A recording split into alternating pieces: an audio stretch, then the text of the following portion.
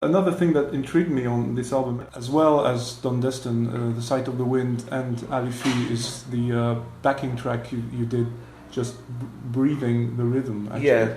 And I was wondering, because it was a time when lots of machines that exist today weren't made, did you actually make that noise for 15 minutes? And let's think. Because it's full 15 minutes. Or if you can remember Sight of the Wind. You don't do them all out, you do some of them breathing in. So you go like, do it like that. And then you can sort of, just like a cyclist, you just sort of get into that rhythm. But actually, to be honest, I think I may well have used a tape loop. I just can't remember though. I think so. Certainly on Rock Bottom, because it was that people recorded on tape in those days, and you could make a loop. I also used a loop on a sort of modern equivalent of a tape loop, a sort of sample, I suppose, of a drumming pattern that I used for Alien, Alfie's tune on Sleep, whatever it is. I spent about 5 minutes on that doing a kind of imitation Elvin Jones Africa brass drumming thing, and then I just found the 4 bars, 1 bar really, something like that, and used it throughout, but added different things to it. I think it's probably a loop, but I can't remember. Maybe Nick Mason would remember. He may not. I mean, it is a long time ago. Yeah. To finish with Rock Bottom, and although you seem to think the lyrics, or you seem to say the lyrics are quite spontaneous and meaningless. Well, I don't say they're meaningless. I only say that they're not. They're not narrative. They're not. They don't convey a message. Well, they probably do, but it's not.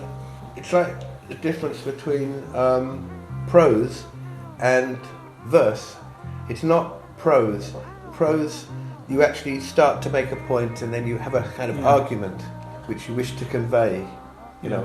Whereas with verse, or whatever you might call it, you don't know where it's going to go. You trust your instincts, but that doesn't mean anything. It's just not something where you try and control it or limit it or edit it with a kind of rational explanations. So, for instance, when you sing in the last track on Rock Bottom, in the Garden of England, dead moles lie inside a hole. So why is the reference to moles, and why is the reference to the Garden of England? I feel sorry for the little buggers, you know what I mean? Everybody hates them. I mean, they're just little furry things, aren't they? Can't see.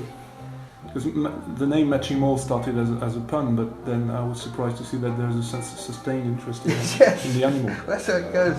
That's what I mean by irrational. You know, you sort of suddenly flicked off in another, you're reorientated, suddenly one word, an accidental word, like you say, a translation. You suddenly start following that, you know, seeing what that leads to.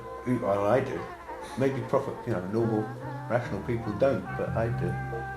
So this song was in defence of the mole? Well, yes it was. It is a polemic. It is a mole liberation song. It is moles unite. and get your friends the hedgehogs too. Destroy the wicked animals with their telephones and television and cars. They have a soft spot. They have an Achilles heel. It is their car tyres. Go forth and puncture. Yeah. Drown in the holes is also... Well, yeah, I just think it's so sad, It's we fuck up a lot of animals, but usually it's to eat or something. But moles, we just fuck them up because we're people, just fuck up our gardens. And we want to play golf or something. I mean, it's... It's a little bit about more than that. Why did it be helpful? Oh, am I not being helpful? What I've forgotten. That's why I'm bluffing. What is it about? What is there usually in the gardens of England? It's roses and stuff. And yeah. It's about English, the niceness of England having to go and be buried and... Yeah, that's right. There's a lot of beauty. I mean, there's a lot of beautiful things everywhere in the culture, but the thing is run by people who have a kind of a kitsch, grandiose notion of what ought to be, and marginalise and suppress and belittle the really beautiful things. How's that? Yeah, well... That's better. Thank you.